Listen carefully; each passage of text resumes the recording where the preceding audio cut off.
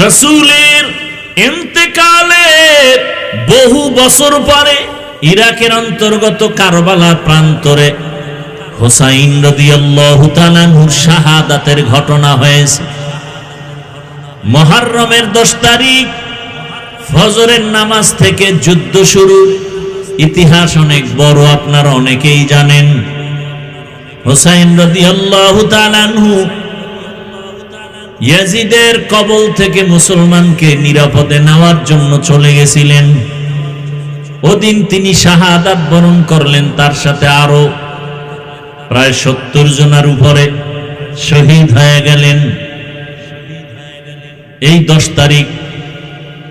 এখন কি এই ঘটনা ঘটছে রাসূলের ইন্তেকালের 61 হিজরিতে। কত হিজরি? রাসূলের হিজরতের 61 বছরের মাথায়। তাহলে কারবালার ঘটনার কারণে কি মুহররমের দাম? কারবালার ঘটনা তো রাসূল বিদায়ের কত বছর পর, আর মুহররমের দাম তো আসমান জমিন সৃষ্টির দিন থেকে। শুধু তাই না, মুহররমের 1 তারিখ ওমরে ফারুকের শাহাদাত। যে ওমরে ফারুক রাদিয়াল্লাহু তাআলা আনহু ফজরের নামাজের ইমাম, দুশমন নামাজের ভেতরে সে পায়ের উপরে আক্রমণ শুরু করেছে। মুহররমের কয় তারিখ? তাহলে ওমর কি এমনি মৃত্যু হলো না শাহাদাত? বলেন। উসমান রাদিয়াল্লাহু তাআলা আনহু খলিফা, তারপরে কোরআন তেলাওয়াত করা অবস্থায় তাকে হত্যা করা হয়েছে। ইতিহাস জানা থাকলে বলেন, ওসমানের মৃত্যু কি স্বাভাবিক নাকি শাহাদাত? শাহাদাত। হযরত আলী রাদিয়াল্লাহু তাআলা আনহুর স্বাভাবিক মৃত্যু না, তিনিও শহীদ। হযরত আলী ইরাকের মধ্যে বাগদাদে ক্ষমতার মসনদে বসা খলিফাতুল মুসলিমিন। হযরত আলীর বিদায়ের পরে 6 মাসের খেলাফতের দায়িত্বে আসলেন তার ছেলে হাসান। হোসেন তো তার ছোট, বড় কে বলেন? হাসান রাদিয়াল্লাহু আনহু। এই হাসান তিনি হলেন 6 মাসের খলিফা। এরপরে এখান থেকে খেলাফতের মসনদ চলে গেল সিরিয়ার জমিনে। এবার আমাকে বলেন, হোসাইন শহীদ কারবালায়, হাসানও শহীদ হয়েছে, বিষ খাওয়ায় তাকে মারা হলো।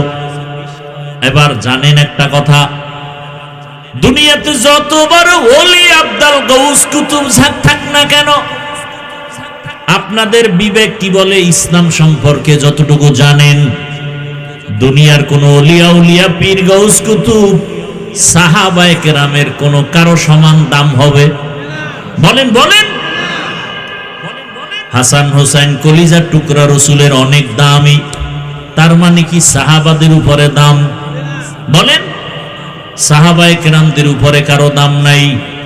আলীও শহীদ, ওসমান রাদিয়াল্লাহু আনহু শহীদ, ওমরে ফারুক রাদিয়াল্লাহু আনহু শহীদ। শুধু হোসাইনের শাহাদাত বার্ষিকী পালনে মিছিল কেন? হাসানেরটা পালন হয় না কেন? হযরত আলীর শাহাদাতের মিছিল হয় না কেন? হযরত ওসমানের শাহাদাতের মিছিল হয় না কেন? হযরত ওমরের শাহাদাতের মিছিল হয় না কেন? এগুলো তো কুসংস্কার। আর হাসান রাদিয়াল্লাহু আনহু যুদ্ধরত অবস্থায় একত্ব নামাজ ছাড়েন নাই। ইয়াজিদের অবস্থা ছিল যে ইয়াজিদ ওই হোসাইন রাদিয়াল্লাহু আনহুর পেছনে অপকৌশল করার জন্য লোক পাঠিয়ে দিল। সেই ইয়াজিদ ছিল বেনামাজি। কি বেনামাজি? গান বাজায়, নাচ গান করে। খেলাফতে আসার পরে খেয়াল করেন, হোসাইন কি বেনামাজি? বলেন। ইয়াজিদ বেনামাজি, হোসাইন গান বাজায়, ঢোল বাজায়, নারী নাচায়, ইয়াজিদ নাচায়। আমাদের আগামী শুক্রবার 10 তারিখ আশুরা, 10ই মুহররম। আমগো দেশে যারা মিছিল করে অধিকাংশের দিকে তাকায় দেখেন এরা বেশিরভাগ নামাজি নাকি বেনামাজি? বলেন। বেনামাজি হওয়া চরিত্রটা কি হোসাইনের না ইয়াজিদের? বলেন। অধিকাংশ মিছিলকারীরা কি গান বাজায়, নাচানাচি করে কি করে না? নাচানাচি করা এটা হোসাইনের চরিত্র নাকি ইয়াজিদের?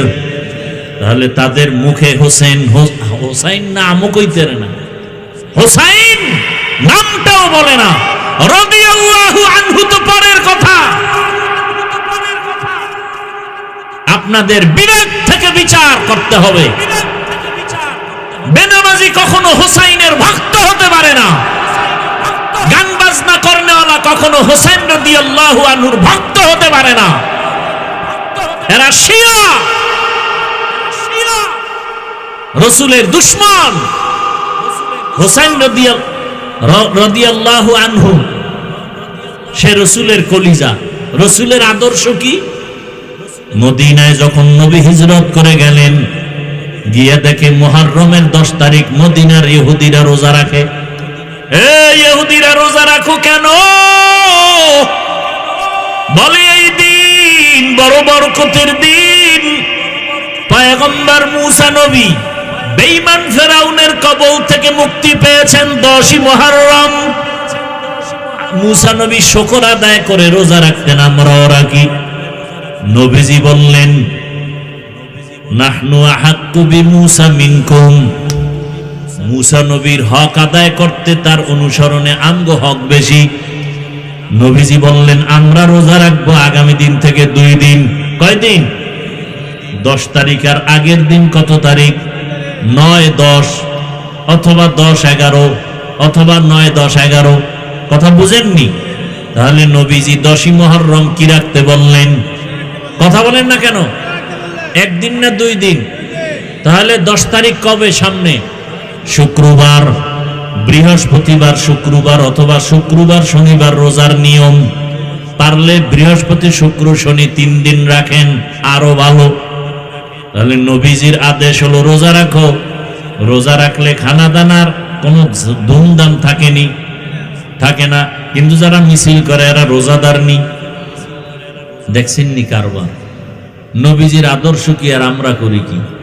তুকু যাও সুন্নতে আহমদ কুজাবা মুহাম্মদ কাবুয়াদ নিসবতরা মান আহাব্বা সুন্নতি কওলে রাসূল মজদায়ে কানা মাই হামকুম কবুল। বাংলা নববর্ষ পালন হয় কিনা?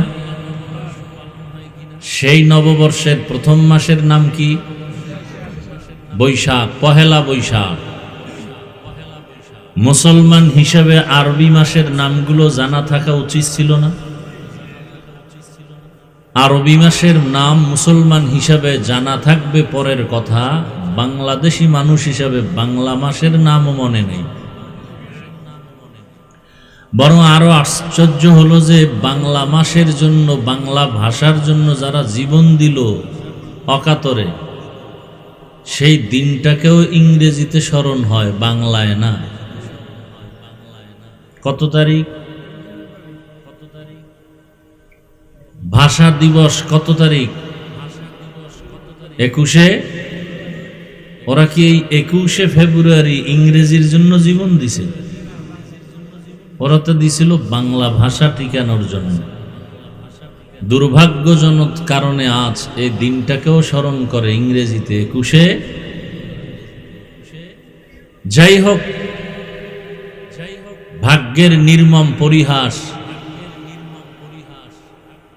আমাদের কাঁধে ভর করেছে বেঈমান আর নাস্তিকরা। এ কারণে বয়ান শুনে ঠিকই, প্যান্ডেলের বাইরে বয়ান আর বাস্তবায়ন হয় না। এখানে মানুষ আসছেন বয়ান শুনতে, এমনও আশেক এখানে আছেন যে ফজর, জোহর, আসর, মাগরিব, এশার নামাজ পড়েন নাই। এরকম আশেকে রসুল নাই? আমরা কি নামাজি আশেক হতে চাই না বেনামাজি? নামাজ কত ওয়াক্ত? সপ্তাহে 1 দিন। কতদিন? প্রতিদিন। মাঝে মাঝে ছেড়ে দেওয়ার সুযোগ আছে তো? পড়েন না কেন? সবই আপনারা বলেন, পড়েন না কেন? নবীজি বলেন বাইনাল আবদি ওয়া বাইনাল কুফরি তরকুস সালাহ, মুমিন আর বেঈমানের মাঝে ব্যবধান হলো নামাজ। বেঈমানেরা নামাজ পড়ে না, মুমিন নামাজ ছাড়ে না। 5 ওয়াক্ত নামাজ যারা আদায় করবে আল্লাহ তাদেরকে 50 ওয়াক্ত নামাজের সওয়াব দান করবেন। একবার সুবহানাল্লাহ বলবেন, জান্নাতে একটা ফলের গাছ হয়ে যাবে।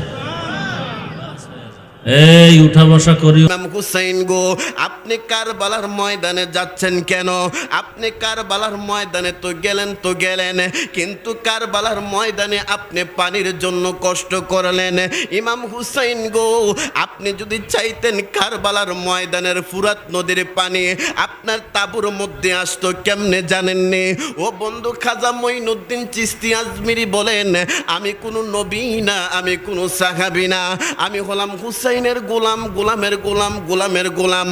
আমি খাজা মঈনুদ্দিন চিশতি যদি আনার সাগরের পানি যদি আমার লোটার মধ্যে আনতে পারে, আর আমার আকা ইমাম হুসাইন যদি চাইতো, আমার হুসাইন যদি বলতো ফুরাত নদীর পানি রে, আমার 6 মাসের বাচ্চার গলার মধ্যে পানি নাই, আমার 6 মাসের বাচ্চা খাইতে পারে না, আমার পরিবারের মধ্যে পানি নাই, যেই পানি আমার নবীর জন্য সৃষ্টি হয়েছে, যেই পানি আমার নানার জন্য সব কিছু হয়েছে, ওই নানার উম্মতেরা বন্ধু কারবালার ময়দানে কষ্ট করে, আমার হুসাইন যদি চাইতো ফুরাত নদীর পানি এগুলা তাঁবুর মধ্যে আনতে পারতো কি পারতো না?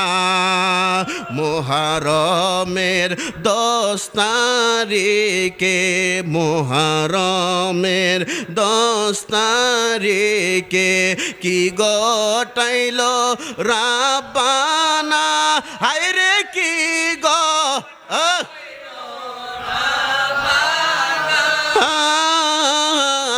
কলিজা মোর ফাটিয়া যায় গো, শুনিলে তার ঘটনা, হায় হায় কলিজা মোর ফাটিয়া যায় গো, শুনিলে নাম। আহা মুহররমের 10 তারিখে কি গটাইল রব্বানা, হায়রে কি গটাইল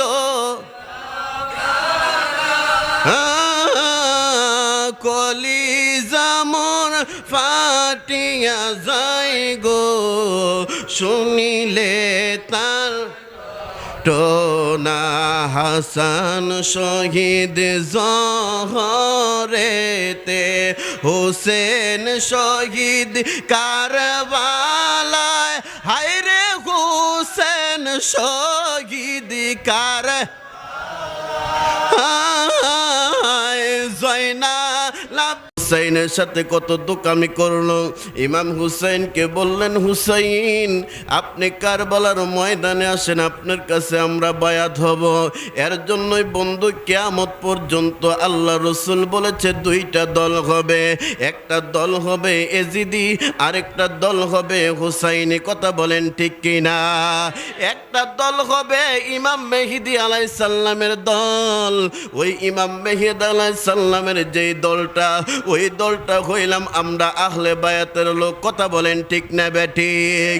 এর জন্য যাদের আহলে বায়াতের প্রেম আছে বন্ধু, একটু গভীর মনোযোগ নিয়ে বসে যান, লম্বা চূড়া আলোচনা করব না। কোন মুহররমের আলোচনার জন্য বসছেন রে বাবা? এই মুহররম মাসে গরু যেমনি ভাবে জবাই করে, যেই ইমাম হুসাইনকে আমার নবীজি কুল মুবারকের মধ্যে নিত, যেই হুসাইনকে আমার নবীজি সিনা মুবারকের মধ্যে বর্ণিত, ওই ইমাম হুসাইনের সিনার মধ্যে বৈশা সীমার যেই মাত্র ছুরিটা চালাইয়া দিব, বন্ধুরে ও আমার বাবারা, ইমাম হুসাইনের ভালোবাসা নিয়ে তুমি বসে যাও। 2টা চোখের পানে যদি তুমি ছেড়ে দিতে পারো, আল্লাহর কসম করে বলি, খোদার কসম ও বন্ধুরে, 2টা চোখের পানে যদি তুমি ছেড়ে দিতে পারো, কারণ ইমাম হুসাইন হলো জান্নাতের যুবকদের সর্দার। তোমাকে ছাড়া আমাকে ছাড়া হুসাইন কাল কিয়ামতের ময়দানে জান্নাতে যাবে না। জোরে বলেন সুবহানাল্লাহ। আর জবানটা খুলে বলেন না সুবহানাল্লাহ। তাইলে সকলে ঠোঁটটা নাড়ায় বলেন, হে হুসেন নবীজির আওলাদ সালাম জানাই মোরা তোমায় সালাম জানাই মোরা। ইমাম হুসেন দেখতেছে, বলেন, হে হুসেন নবীজির আওলাদ সালাম জানাই মোরা তোমায় সালাম জানাই মোরা। মায় জানি না কেমন করে ছিলেন নবী রওজা মদিনায়, জানি না কেমন করে ছিলেন নবী রওজা মদিনায়, যে সময় এজিদের দল হুসাইনের গলায় তলোয়ার চালায়, যে সময় এজিদের দল হুসাইনের গলায় তলোয়ার চালায়। আল্লাহুম্মা সাল্লি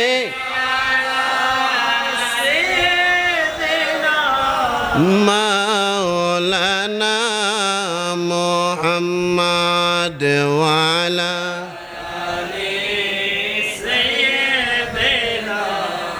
মাওলানা মুহাম্মদ। আল্লাহুম্মা সাল্লি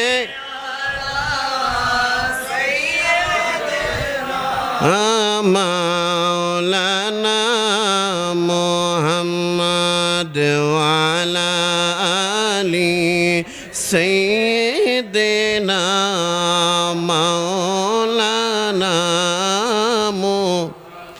মুহররমের 10 তারিখে কি গটাইলেন রব্বানা, কলিজা মোর ফেটে যায় গো শুনিলে তার ঘটনা। আল্লাহুম্মা সাল্লি সাইয়্যিদিনা মাওলানা মুহাম্মদ ওয়ালা আলি সাইয়্যিদিনা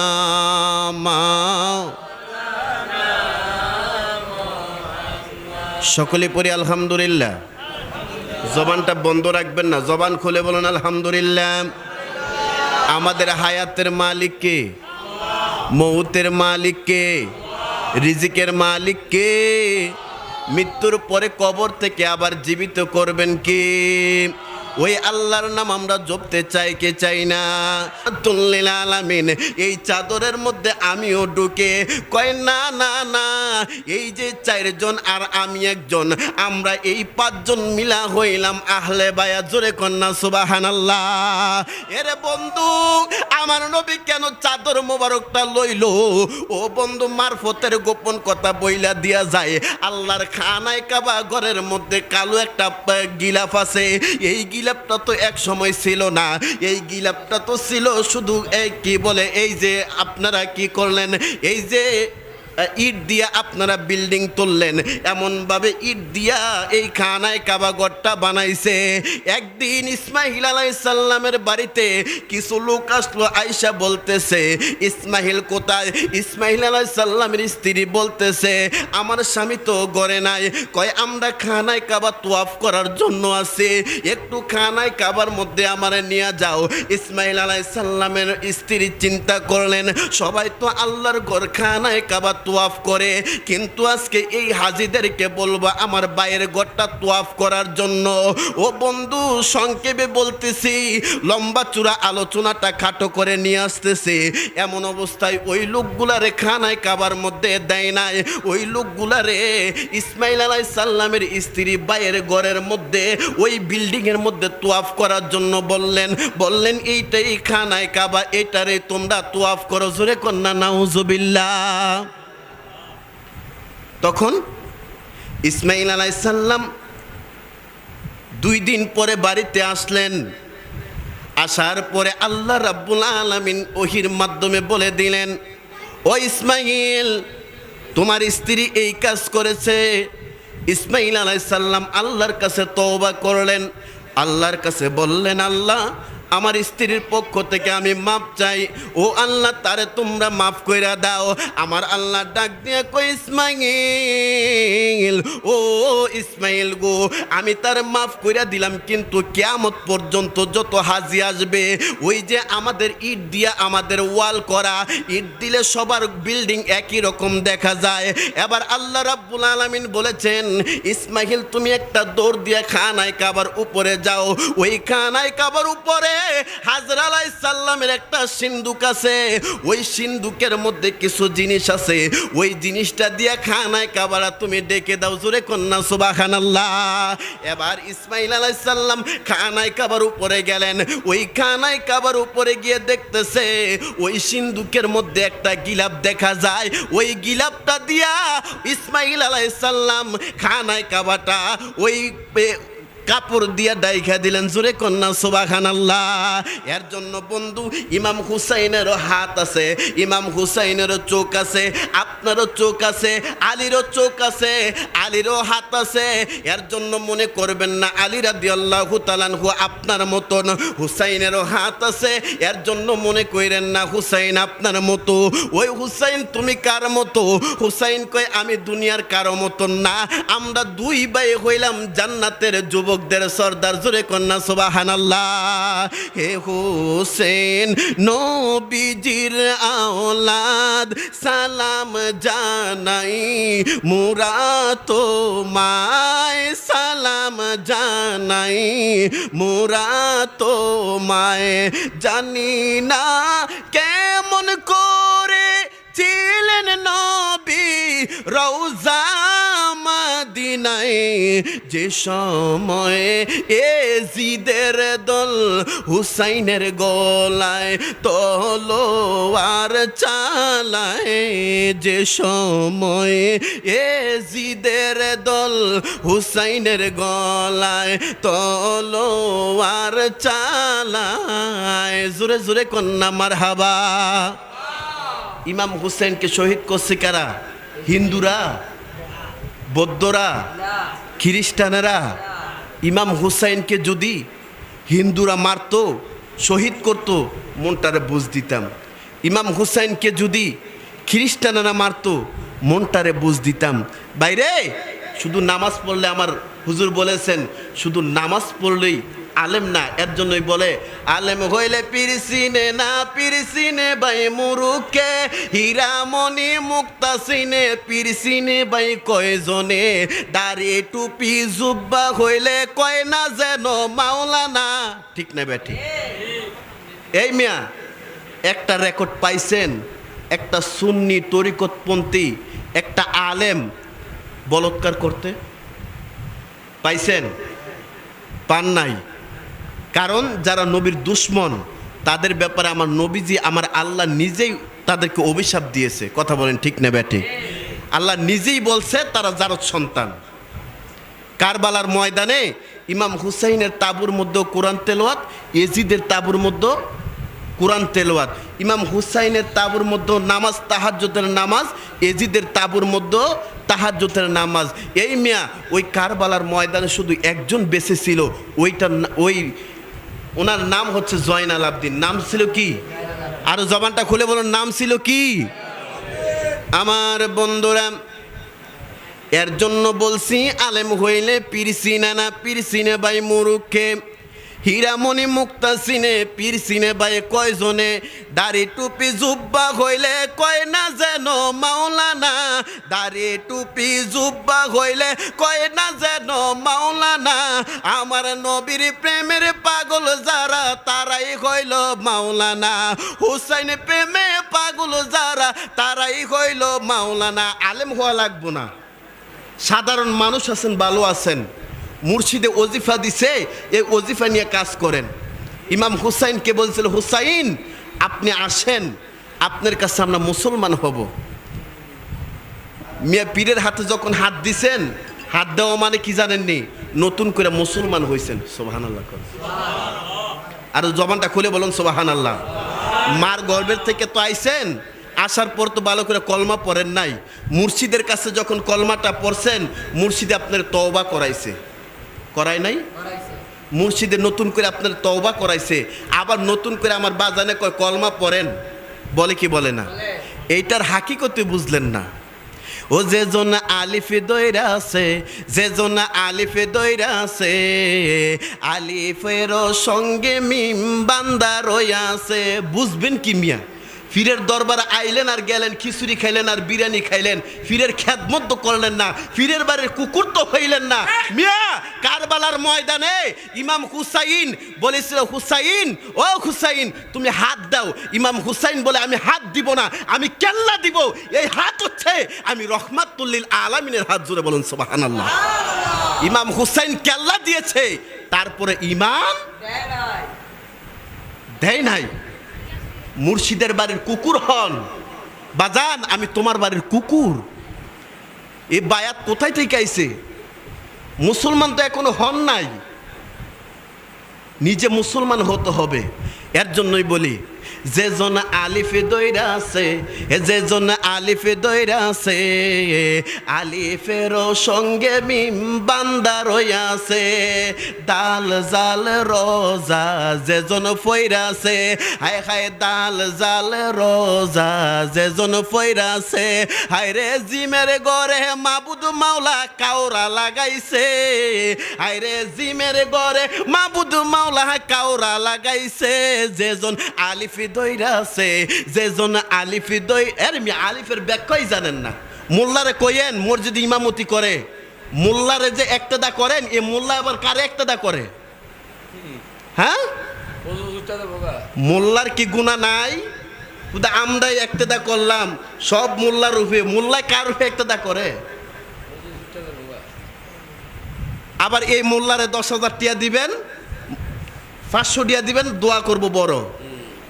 সুন্নিরা কোনোদিন ইমাম হুসাইনের গোলামেরা কখনো টাকার দিকে তাকায় না। কথা বলেন ঠিক না বেটি? দেখবেন এই ফিফরার দলেরা মসজিদের মধ্যে তারা খোঁজে, 5,000 টাকা দিলে তাদেরকে ইমাম সাহেব হিসেবে রাখতে পারবেন।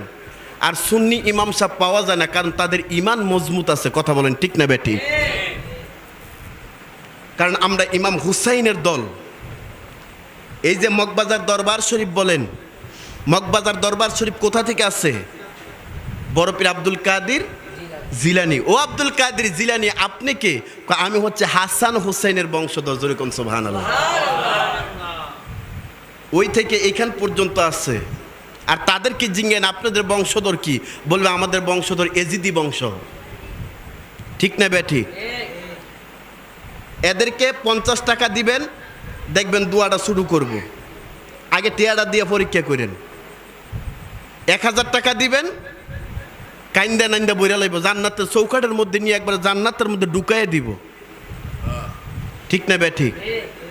মিয়া আমরা এখন টাকার উপরে বিক্রি হয়ে গেছি। ইমাম হুসাইন টাকার উপরে বিক্রি হয় নাই। ইমাম হুসাইনকে বলেছে, হুসাইন তুমি কি চাও? তুমি যা চাও তোমার তা দিব। ইমাম হুসাইন বলেছিল, না আমি কিছুই চাই না। কয় তাহলে যুদ্ধের জন্য তুমি প্রস্তুত হয়ে যাও। ইমাম হুসাইন বলছে, আমি যুদ্ধের জন্য প্রস্তুত। আজকে 8ই মুহররম রাত্র, 7ই মুহররমের রাত্রে ইমাম হুসাইনের জন্য কারবালার ময়দানের ফুরাত নদীর পানি বন্ধ করে দিয়েছেন।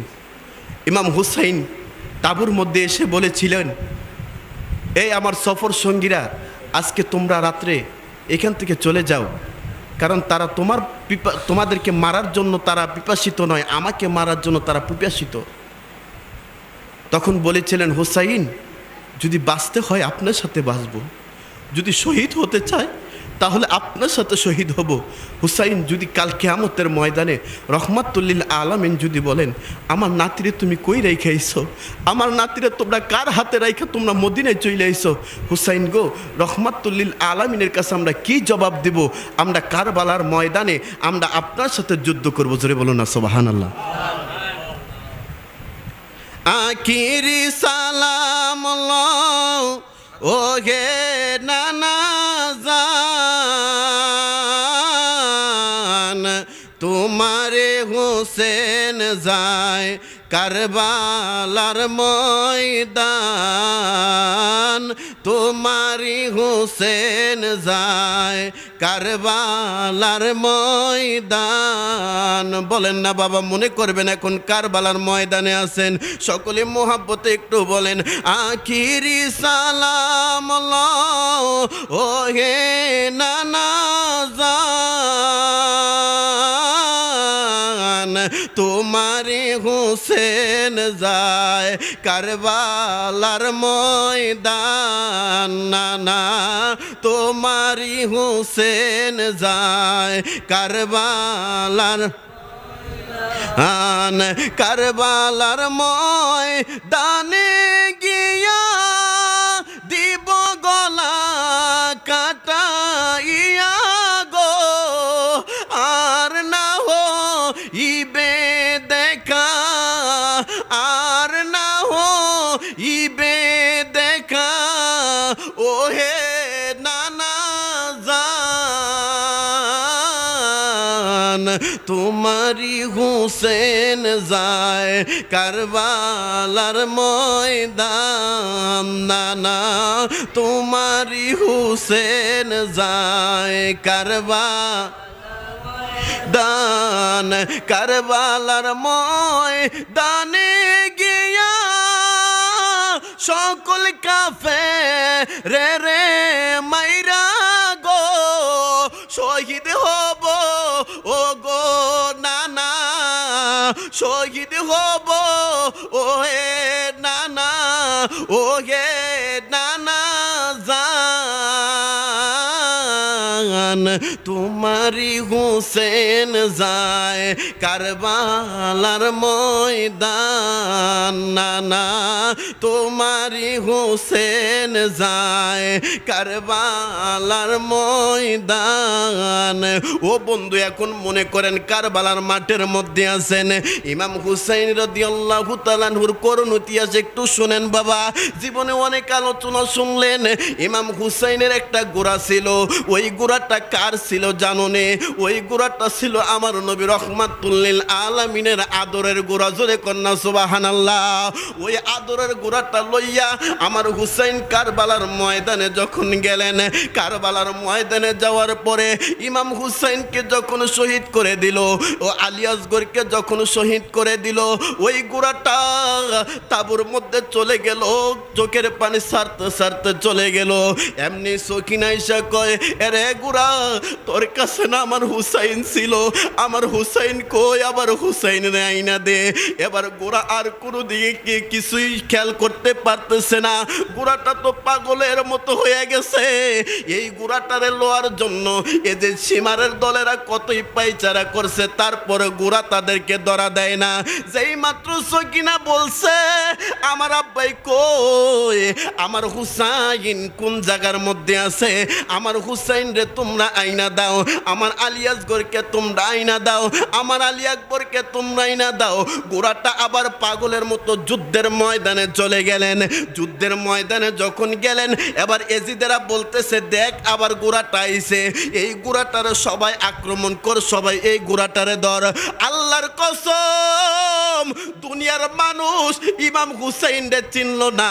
একদল আলেমেরা মুহররমের চাঁদে তারা ওয়াজ করবে না, কিন্তু ঘোড়া দেখেন কেমন পাগল হয়ে রয়েছে।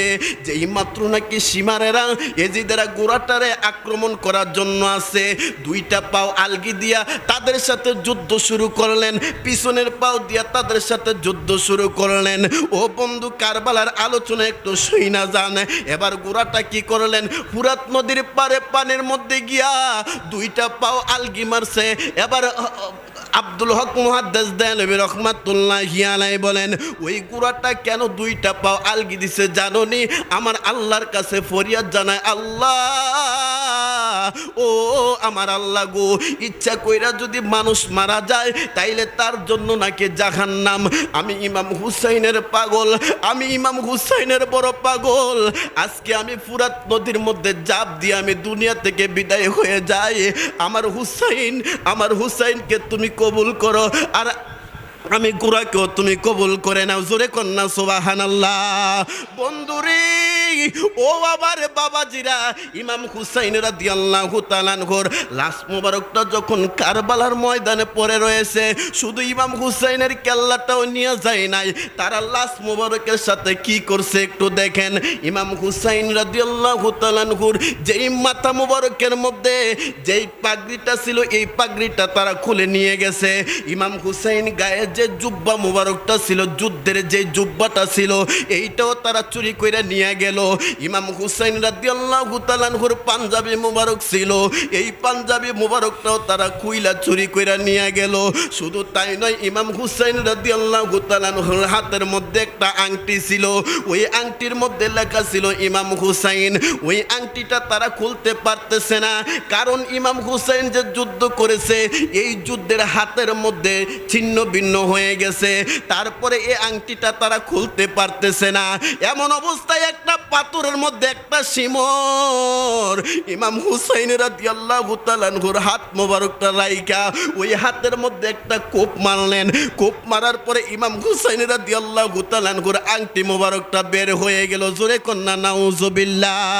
কে মারলো রে মায়ের যতনে রতন, কে কারিয়া নিল মায়ের কুলের জাদু দন, আল্লাহ কে মারলো রে, আল্লাহ কে মারলো রে মায়ের যতনে রতন, কে কারিয়া নিল মায়ের কুলের জাদু দন, আল্লাহ লোরে আল্লাহ ও কাশেমের লাশ গোড়ার পিষ্টিতে লইয়া, আরে আপন স্বজনের মাঝে আসিল পৌঁছিয়া। আল্লাহ ও কাশেমের লাশ গোড়ার পিষ্টিতে লইয়া, আরে আপন স্বজনের মাঝে আসিল পৌঁছিয়া।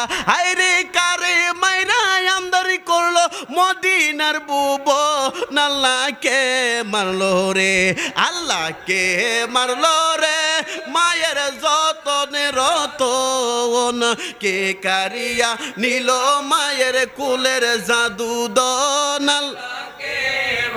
ওরে আল্লাহ কে মারলো রে মায়ের যতনে রতন, কে কারিয়া নিল দন, আল্লাহ কে মারলো রে। আমার ভাইয়েরা, শুধু তাই নয়, ইমাম হুসাইন রাদিয়াল্লাহু তাআলা আনহুর পাঞ্জাবি মোবারকটা নিয়ে গেলেন চুরি কইরা। এমন অবস্থায় ইমাম হুসাইন রাদিয়াল্লাহু তাআলা আনহুর পায়জামা মোবারকটা আছে, এই পায়জামার মধ্যে যেই মাত্র টান দিবে, এমন অবস্থায় আল্লাহর পক্ষ থেকে একটা আওয়াজ আসলো, সাবধান সাবধান, ইমাম হুসাইন রাদিয়াল্লাহু তাআলা আনহুর পায়জামার মধ্যে যদি ধরবে, তাইলে তোরে আমি ধ্বংস করে দিব। জোরে কন্যা সুবহানাল্লাহ। এটাই হলো কারবালার ময়দান। ওই কারবালার ময়দানে কারা করলো? একজন নামদারি মুসলমান, মাথার মধ্যে টুপি ছিল, গায়ের মধ্যে পাঞ্জাবি ছিল, তারা ইমাম হুসাইনকে কারবালার ময়দানে শহীদ করেছিল। এর জন্য বন্ধু, ওই কারবালার মাঠের মধ্যে একজন ছিল, নাম ছিল ওহাব কালবি। নাম ছিল কি? জবান খুলব, নাম কি ছিল কি? ওহাব কালবির মা ওহাব কালবিরে বললেন, ও ওহাব কালবে, যা তুই যুদ্ধের ময়দানের মধ্যে যা। এবার ওহাব কালবি যুদ্ধের ময়দানে গেলেন, কিন্তু আমার একটা কসম আছে। কি আছে? আমার একটা কসম আছে, আমি তোমার একটা কসম দিয়া দেই। কয় কি কসম গো আম্মা? কয় যুদ্ধের ময়দানে যাবি, আমি তোরে আহলে বায়াতের জন্য, আহলে বায়াতের রাস্তায় তোরে আমি কুরবানি করে দিলাম। তুমি যখন যুদ্ধ করবা, একটা পাও যদি পিছনের মধ্যে দিবা, আমি মা কোনো দিন দুধের দাবি ছাড়বো না। জোরে কন্যা সুবহানাল্লাহ। ও বন্ধু, এই দুনিয়ার মধ্যে সবচেয়ে দামি জিনিস হইল মা। জোরে বলেন কে? আর জবান খুলে বলেন কে? মা কোনোদিন সন্তানকে কোনো জায়গার মধ্যে যুদ্ধের মধ্যে দিতে চায় না। এ বন্ধু, যদি জিরো থেকে হিরো হইতে চাও তাইলে মার খেদমত কইরা যাও। আমার মগবাজার দরবার শরীফের মাহাবুল্লাহ বাজান হইলে মায়ের পাগল। আজকে মার নামে বিল্ডিং এর মধ্যে মার নামে উনি নামকরণ করেছে। ও বন্ধু, আজকে যারা জিরো থেকে হিরো হয়েছে অনুরোধ কইরা বইলা দিয়া যায়, কোনোদিন মার মনে কোনোদিন আঘাত দিও না। নিঃস্বার্থে ভালোবাসে শুধু আমার মা, ববে যার তুলনা নাই। নিঃস্বার্থে ভালোবাসে শুধু আমার মা, ববে যার তুলনা নাই। সেই মা তোমার চলে গেলে গো, সেই মা তোমার চলে গেলে সার হইব কান্দন। এই জগতে মায়ের মতো কেহ নাই আপন, এই জগতে বাবার মতো কেহ নাই আপন। মা তোর আপন কইর যতন, মাঝে অমূল্য দন। এই জগতে বাবার মতো কেহ নাই আপন, এই জগতে বাবার মতো কেহ নাই আপন। জোরে কন্যা সুবহানাল্লাহ। আওয়াজ দিয়ে বলেন, মা কি আমাদের নিয়ামত না কিয়ামত? যার বাবা নাই সে বুঝে বাবা হারা বেদনা কত। যার বাবা আছে তার মাথার মধ্যে রহমতের ছায়া আছে। এরে আমার ভাইয়েরা, এইবার আমি আমার আব্বা আম্মাকে নিয়ে উমরার মধ্যে যাব। আমি একজন গরিবের সন্তান, আমি অনেক কষ্ট করেছি। আমার আব্বা সোনাকান্দার মুরিদ, কিন্তু আমি যেই দিন বলছি আমি মগবাজার সিলসিলার মধ্যে আমি বায়াত হব, আমার আব্বা কোনো বাধা দেয় নাই। আমার আব্বাই বলছে, যা তোরে আমি দিয়া দিলাম তরফু, যেই জায়গায় মনে হয় ওই জায়গার মধ্যে তুমি বায়াত হয়ে যাও।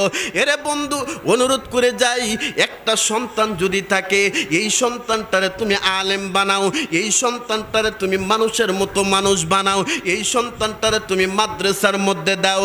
আমার আব্বা আমারে মাহফিলে নিত আর বলতো, ফুত তোমার আমি মাদ্রাসায় দিছি কেন জানোনি? আমি বললাম, আব্বা কেন?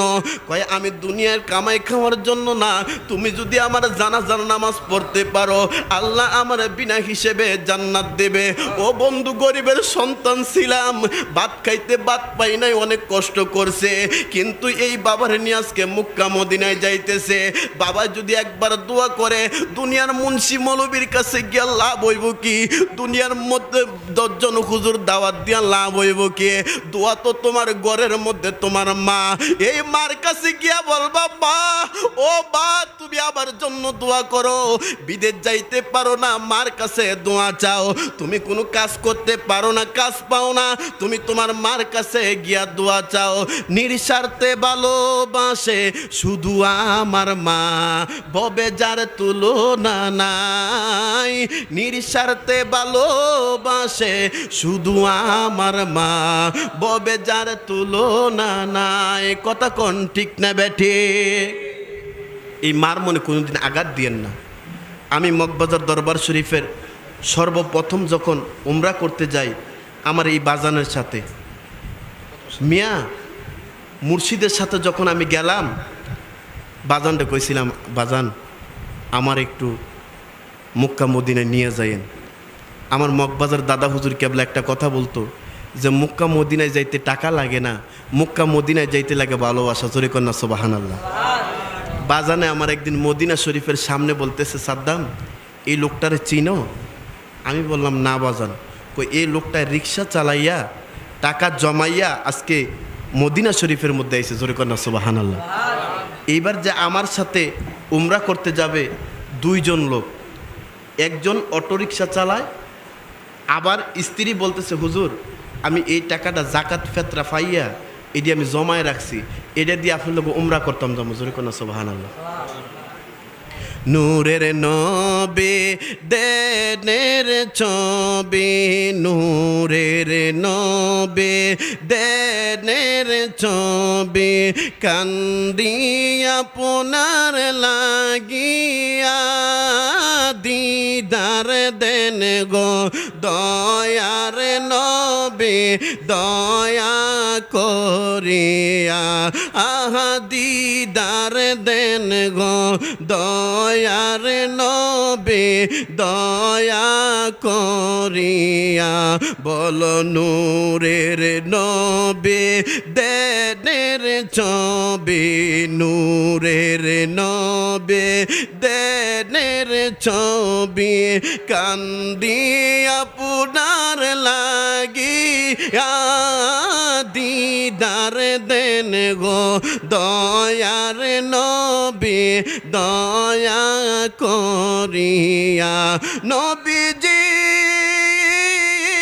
ও নবীজি উম্মত কান্দে দেখার লাগিয়া আপনায় দেখলে দোজক হারাম আপনায় দেখলে দোজক হারাম দেখলাম মেশকাত পরিয়া দিদার দেন গো দয়ার নবী দয়া করিয়া হায় হায় দিদার দেন গো দয়ার নবী দয়া করিয়া নূরের নবী দেনের ছবি নূরের নবী দেনের ছবি কান্দি আপনার